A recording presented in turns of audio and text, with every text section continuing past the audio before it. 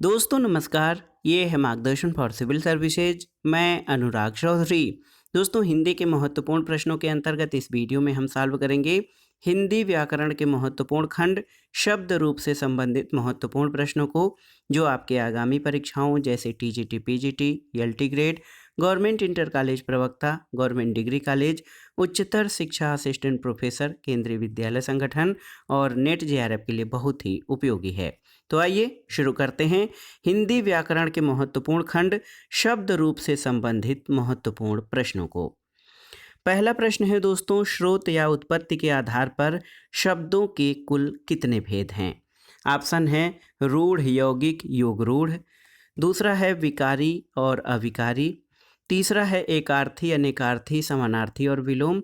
या फिर तद्भव, तत्सम, देशज और विदेशज।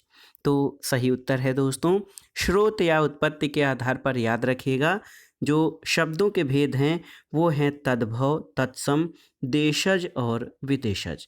तो आप जान लीजिए दोस्तों स्रोत या उत्पत्ति के आधार पर जो शब्द हैं वो तद्भव शब्द जो कि हिंदी के शब्द हैं, तत्सम ये संस्कृत प्रभावित हिंदी शब्द हैं, देशज जो कि बोलियों से उत्पन्न और स्वतः विकसित शब्द होते हैं, और विदेशज या विदेशी शब्दों में दूसरे देशों से और दूसरी भाषाओं से आए शब्द शामिल होते हैं। तो याद रखिएगा दोस्तों स्रोत या उत्पत्ति के आधार पर शब्दों के 4 भेद हैं, तद्भव, तत्सम, देशज और विदेशी।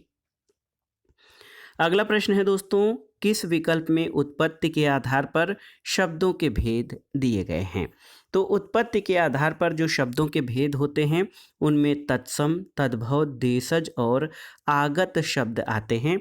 ऑप्शन सी आपका सही उत्तर है। और अगर आप देखेंगे तो उत्पत्ति के आधार पर जो शब्द हैं दोस्तों उसमें तत्सम, तद्भव, देशज और आगत यानी विदेशी उत्पत्ति या स्रोत के आधार पर शब्दों के भेद हैं। उपसर्ग, प्रत्यय, संधि, समास ये चारों शब्द निर्माण के साधन हैं, और एकार्थी, अनेकार्थी, पर्याय, विलोम शब्द के आधार पर ये शब्द के आधार पर या अर्थ के आधार पर शब्द के भेद हैं। अगले प्रश्न पर आते हैं दोस्तों। अगला प्रश्न बहुत ही महत्वपूर्ण है। आप देखिए यौगिक शब्द की रचना के आधार क्या हैं आपको बताना है।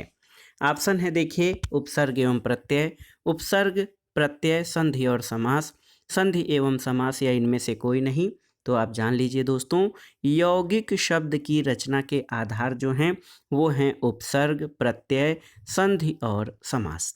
दोस्तों ऐसे शब्द जो दो शब्दों के मेल से बनते हैं और जिनके खंड सार्थक होते हैं वे यौगिक कहलाते हैं। और यौगिक शब्दों की रचना के जो आधार होते हैं उनमें आप देख सकते हैं संधि, उपसर्ग, इसके अलावा प्रत्यय और समास शामिल हैं। और घुड़सवार, छल छंद, पीलापन आदि जो हैं ये यौगिक शब्दों के उदाहरण हैं। अगला प्रश्न है दोस्तों, उत्पत्ति के आधार पर शब्द के कुल कितने भेद हैं आपको बताना है। तो ऑप्शन है 3, 4, 5 या 7। तो सही उत्तर है 4। दोस्तों उत्पत्ति की दृष्टि से शब्द भेद 4 प्रकार के हैं, तत्सम, तद्भव, देशज और विदेशी। वे शब्द जो संस्कृत भाषा से हिंदी में ज्यों के त्यों ग्रहण किए गए हैं वो तत्सम शब्द कहलाते हैं। वे शब्द जो संस्कृत से विकृत होकर हिंदी में प्रयुक्त होते हैं तद्भव कहलाते हैं। और वे शब्द जिनकी व्युत्पत्ति का पता नहीं चलता और आवश्यकता अनुसार भाषा में प्रयुक्त होते हैं उनको देशज शब्द कहते हैं। और वे शब्द जो विदेशी भाषाओं से ग्रहण करके हिंदी में प्रयुक्त होते हैं विदेशी शब्द कहलाते हैं। अगला प्रश्न है व्यवहार के आधार पर शब्द कितने प्रकार के होते हैं आपको बताना है। 5, 4, 3 या 2। तो सही उत्तर है 2। दोस्तों शब्दों के भेद जो हैं अगर जो देखा जाए तो वाक्य में प्रयोग के आधार पर सार्थक शब्द और निरर्थक शब्द होते हैं। रचना या बनावट के आधार पर अगर जो देखेंगे तो इसमें रूढ़ शब्द, यौगिक शब्द और योग रूढ़ शब्द होते हैं। और उत्पत्ति और स्रोत के आधार पर 4 भेद, तत्सम, तद्भव, देशज और विदेशी। व्याकरणिक प्रकार के आधार पर विकारी शब्द और अविकारी शब्द होते हैं। और दोस्तों अर्थ की दृष्टि से पर्यायवाची, विलोम शब्द, अनेकार्थी शब्द, वाक्यांशों के लिए एक शब्द, एकार्थी शब्द, समान भाषी शब्द युग्म होते हैं। इसके अतिरिक्त व्यवहार में दो तरह के शब्दों का प्रयोग होता है, एक तो सामान्य शब्द और दूसरा तकनीकी शब्द। जो शब्द सामान्य रूप में दैनिक जीवन में बोलचाल के रूप में प्रयुक्त होते हैं वे सामान्य शब्द कहलाते हैं, जबकि वे शब्द जो किसी विषय जैसे विज्ञान, व्यवसाय आदि में प्रयुक्त होते हैं, उनके विशेष अर्थ भी निकलते हैं, उनको तकनीकी शब्द कहा जाता है। अगला प्रश्न है दोस्तों, हिंदी शब्द भंडार में कितने प्रकार के शब्द हैं? 8, 6, 2 या 4? तो सही उत्तर हो जाएगा 4। दोस्तों अगर हम व्युत्पत्ति की दृष्टि से देखें तो शब्दों का वर्गीकरण 4 प्रकार से किया गया है, तत्सम, तद्भव, देशज और विदेशज। और साधारणतः प्रयोग के अनुसार शब्द 2 प्रकार के होते हैं, सार्थक और निरर्थक। रचना या बनावट के अनुसार शब्द 3 प्रकार के होते हैं, रूढ़, यौगिक और योग रूढ़। उत्तर प्रदेश माध्यमिक शिक्षा सेवा चयन बोर्ड ने इस प्रश्न का उत्तर विकल्प डी माना है। संभवतः चयन बोर्ड का संकेत व्युत्पत्ति के आधार पर शब्दों का वर्गीकरण है। तो सही उत्तर है हिंदी शब्द भंडार में व्युत्पत्ति के आधार पर 4 प्रकार के शब्द हैं, तद्भव, तत्सम, देशज और विदेशी। अगला प्रश्न है दोस्तों, मुस्लिम शासकों के समय भारत में न्यायालयों की भाषा कौन सी थी? उर्दू, संस्कृत, हिंदी या अरबी फारसी? तो सही उत्तर ऑप्शन डी, अरबी फारसी। दोस्तों मुगल काल में अरबी फारसी को राजकीय भाषा का दर्जा प्राप्त था और ये शिक्षा का माध्यम होने के साथ राजकीय कार्यों, न्यायालयों और सरकारी कामकाज की भाषा थी। अगला प्रश्न है, कैंची किस भाषा का शब्द है? हिंदी, अंग्रेजी, पुर्तगाली या तुर्की? तो सही उत्तर है तुर्की। देखिए, कैंची, आका, कुली, तोप, बहादुर, मुगल, चेचक, सौगात, सुराग, लाश, चमचा, चुगल, लफंगा, तलाश, तमगा, जाजिम, उर्दू, कालीन, ये सभी तुर्की भाषा के शब्द हैं। अगला प्रश्न है दोस्तों, अचार शब्द इनमें से किस भाषा से आया है? ऑप्शन है अंग्रेजी, पुर्तगाली, फ्रेंच या डच? तो सही उत्तर है पुर्तगाली। दोस्तों अचार पुर्तगाली भाषा का शब्द है जो हिंदी में प्रचलित है। और पुर्तगाली भाषा के अन्य शब्दों में देखिए आल्पिन या आल्पीन, आलू, काजू, साबुन, नीलाम और इस्पात, ये पुर्तगाली भाषा के शब्द हैं। डच भाषा के शब्दों में चिड़िया, बम, स्काउट और ड्रिल हैं। इसी तरह फ्रेंच भाषा के शब्दों में कूपन, जज, सूप और कारतूस। और तुर्की भाषा में कमरा, चाकू, तलाश और बारूद, ये सभी तुर्की भाषा के शब्द हैं। अगला प्रश्न है दोस्तों, अचार शब्द जो है ये किस भाषा से आया है? तो आप जानते हैं अचार शब्द मुख्य रूप से अगर जो देखा जाए दोस्तों तो अचार शब्द किस भाषा से आया है? आप जानिए, ऑप्शन पुर्तगाली भाषा से, अरबी भाषा से, फारसी से या फ्रेंच से? तो सही उत्तर है अचार शब्द पुर्तगाली भाषा से हिंदी भाषा में आया है। अगला प्रश्न है, एक युग्म जो है अशुद्ध है वो कौन सा है? देखिए, सौदागर फारसी शब्द सही है, समन अंग्रेजी शब्द है सही है, आलमारी तुर्की शब्द सही नहीं है और किताब अरबी शब्द ये सही है। दोस्तों आलमारी, गोभी, अनानास, स्त्री, इस्पात, कप्तान, कमरा, काज, काफ़ी, काजू, गमला, गोदाम, पिस्तौल, आल्पिन, ये सभी पुर्तगाली भाषा के शब्द हैं, न कि तुर्की शब्द। इसी प्रकार summons, magistrate, warrant, pension, counsel, fees, decree, share, appeal, policy, warranty, jail, jury, tariff, registrar, bank, cheque, draft आदि अंग्रेजी शब्द हैं। और आप देखिए सौदागर, कारीगर, जादूगर, कलईगर आदि फारसी शब्द हैं। किताब, हाकिम, हिरासत, फैसला, मुंसिफ, ये सभी अरबी भाषा के शब्द हैं। अगला प्रश्न है दोस्तों, आल्पीन और गमला ये किस विदेशी भाषा के शब्द हैं? आपको बताना है। तो सही उत्तर है पुर्तगाली। दोस्तों आल्पीन और गमला ये पुर्तगाली भाषा के शब्द हैं। अगला प्रश्न है, वकील किस भाषा का शब्द है? आपको बताना है। फारसी, अरबी, तुर्की या पुर्तगाली? तो सही उत्तर ऑप्शन बी, अरबी भाषा का। वकील जो है ये अरबी भाषा का शब्द है। दोस्तों अन्य महत्वपूर्ण शब्दों में आप देखिए अरबी भाषा के शब्दों में अजब, अदा, अमीर, अजीब, अजायब, अदावत, अक्ल, असर, अहमक, अल्लाह, आसार, आखिर, आदमी, आदत, इनाम, इजलास, इज्जत, इमारत, इस्तीफ़ा, इलाज, ईमान, उम्र, एहसान, औसत, औलाद, कसूर, कदम, कब्र, कसर, कमाल, कर्ज, किस्त, किस्मत, किस्सा, कसम, कीमत, कतार, कसरत, कुर्सी, किताब, कायदा। इसके अलावा दोस्तों कातिल, खबर, खत्म, खत, खिदमत, खराब, ख्याल, गरीब, गैर, जाहिल, जिस्म, जलसा, जनाब, जवाब, जहाज, जालिम, जिक्र और जिहन ये सभी अरबी भाषा के शब्द हैं। इसी तरह अरबी शब्दों में और जो शब्द हैं उनको आप देख सकते हैं। तमाम, तकाजा, तकदीर, तारीख, तकिया, तमाशा, तरफ, तय, तादाद, तरक्की, तजुर्बा, दाखिल, दिमाग, दवा, दावा, दावत, दफ्तर, दगा, दुआ, दफ़ा, दलाल, दुकान, दिक, दुनिया, दौलत, दान, दीन, नतीजा, नशा, नाल, नकद, नकल, नहर, फ़कीर, फ़ायदा, फ़ैसला, बाज, बहरू, बाकी, मुहावरा, मदद, मुद्दई, मर्जी, माल, मिसाल, मजबूर, मुंसिफ, मामूल, मामूली, मुकदमा, मुल्क, मल्लाह, मवाद, मौसम, मौका, मालवी, मुसाफिर, मशहूर, मजमून, मतलब, मानी, मात, यतीम, राय, तिहाज, लफ्ज। इसके अलावा लिफाफा, लियाकत, वारिस, वहम, शराब, हिम्मत, हैजा, हरामी, हद, हज्जाम, हक, हुक्म, हाजिर, हाल, हाशिया, हाकिम, हमला, हवालात, हौसला। ये सभी अरबी भाषा के शब्द हैं। अगला प्रश्न है इनमें से कौन एक विदेशी भाषा का शब्द है। देखिए कतार, पंक्ति, श्रेणी और श्रृंखला। तो उत्तर है कतार। अगला प्रश्न है निम्नलिखित शब्दों में एक फारसी भाषा का शब्द है, कौन सा। कबूतर, कठफोड़वा, मोर या कौआ। तो सही उत्तर है कबूतर।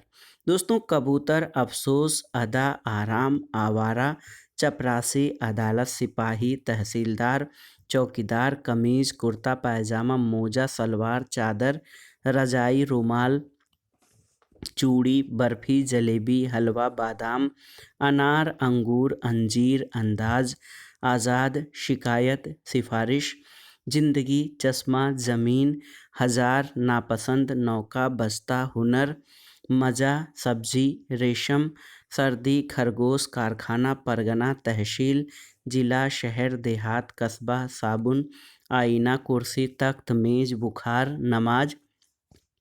ये सभी फारसी भाषा के शब्द हैं। अगला प्रश्न है फलों के निम्नलिखित नामों में से कौन सा एक फारसी भाषा का शब्द है। देखिए आम, जामुन, केला और अंगूर। तो सही उत्तर है अंगूर। अंगूर जो है ये फारसी भाषा का शब्द है। अगला प्रश्न है दोस्तों, देखिए अगला प्रश्न बहुत ही महत्वपूर्ण है। निम्नलिखित शब्दों में फारसी का शब्द नहीं है। अदालत, सिफारिश, चश्मा और तारीख। तो सही उत्तर है तारीख। दोस्तों ये फारसी भाषा का शब्द नहीं है। अगला प्रश्न है उद्गम की दृष्टि से अमीर क्या है। तो सही उत्तर है उद्गम की दृष्टि से अमीर विदेशी शब्द है जो कि अरबी भाषा का शब्द है। अगला प्रश्न है निम्नलिखित में से कौन सा शब्द विदेशी स्रोत का है। देखिए रोशनदान, आलस, उलूक और आज। तो सही उत्तर है रोशनदान। दोस्तों याद रखिएगा रोशनदान फारसी शब्द है। अन्य फारसी शब्दों में शादी, शिकार, बाजार, बर्फ, जादू, चपरासी, कसूर, कारनामा, नमक, फैसला आदि हैं। आलस तथा आज तद्भव शब्द हैं और उलूक तत्सम शब्द है।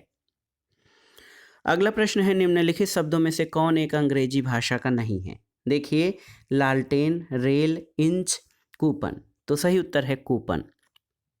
दोस्तों लालटेन, रेल, इंच अंग्रेजी भाषा के शब्द हैं जबकि कूपन, कारतूस और अंग्रेज ये फ्रांसीसी यानी फ्रेंच भाषा के शब्द हैं। अगला प्रश्न है दोस्तों, कारतूस किस भाषा का शब्द है? तो उत्तर है कारतूस फ्रेंच भाषा का शब्द है। अगला प्रश्न है, निम्नलिखित शब्दों में कौन एक विदेशी भाषा का नहीं है? देखिए, औरत, कमीज, गमला और बूंद। तो सही उत्तर है बूंद। दोस्तों, बूंद तद्भव शब्द है, इसका तत्सम बिंदु होता है। गमला और कमीज पुर्तगाली शब्द हैं, औरत अरबी शब्द है। अगला प्रश्न है दोस्तों, हिंदी में प्रयुक्त शब्द बाल्टी शब्द भंडार की दृष्टि से किस तरह का शब्द है? आपको बताना है। देखिए, हिंदी में प्रयुक्त बाल्टी शब्द किस तरह का शब्द है? तत्सम, तद्भव, देशज या विदेशज? तो सही उत्तर है विदेशज। और आप जान लीजिए कि बाल्टी जो है ये दोस्तों पुर्तगाली भाषा का शब्द है। और अन्य महत्वपूर्ण शब्दों में संतरा, साबुन, तौलिया पुर्तगाली शब्द हैं। Budget, sweater, fees, tie, curfew आदि विदेशी शब्द हैं और ये अंग्रेजी भाषा के शब्द हैं। दो भाषाओं के योग से बनने वाले शब्दों को संकर शब्द कहते हैं, जैसे टिकट घर अंग्रेजी और हिंदी के मेल से, रेलगाड़ी अंग्रेजी और हिंदी, अजायब घर अरबी और हिंदी, अणु बम अंग्रेज संस्कृत और अंग्रेजी, और सिनेमा घर अंग्रेजी हिंदी, माल गोदाम, कपड़ा मिल ये संकर शब्द हैं।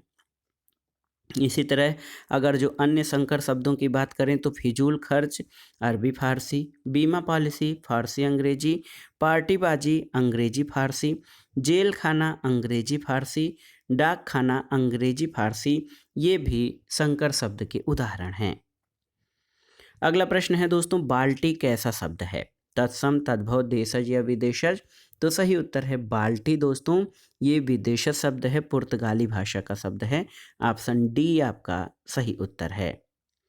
अगला प्रश्न है, अजायब घर है देशज, विदेशज, तद्भव या संकर शब्द? तो सही उत्तर है अजायब घर संकर शब्द है।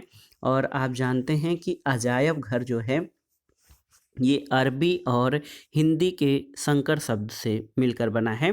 तो ये हिंदी और अरबी के मेल से बना है, जो कि संकर शब्द है। अगला प्रश्न है, संकर शब्द का अर्थ क्या है? तो उत्तर है दो भाषाओं के शब्दों से मिलकर बना हुआ शब्द, इसको संकर कहते हैं।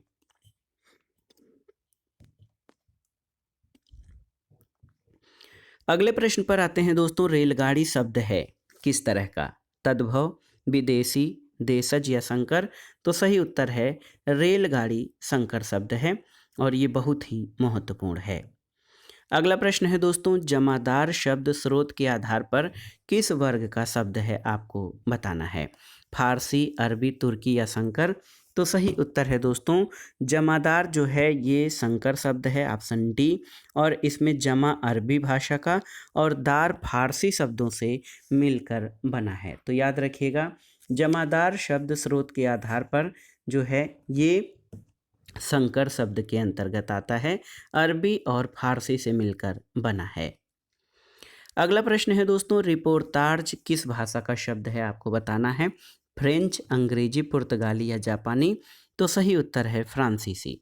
दोस्तों, रिपोर्टाज जो है ये फ्रांसीसी यानी फ्रेंच भाषा का शब्द है। अगला प्रश्न है, रिपोर्टाज शब्द किस भाषा से लिया गया है? तो उत्तर है फ्रेंच भाषा, ऑप्शन सी आपका सही उत्तर है। अगला प्रश्न है दोस्तों, रिक्शा शब्द किस भाषा का है? आपको बताना है। अंग्रेजी, उर्दू, तुर्की और जापानी?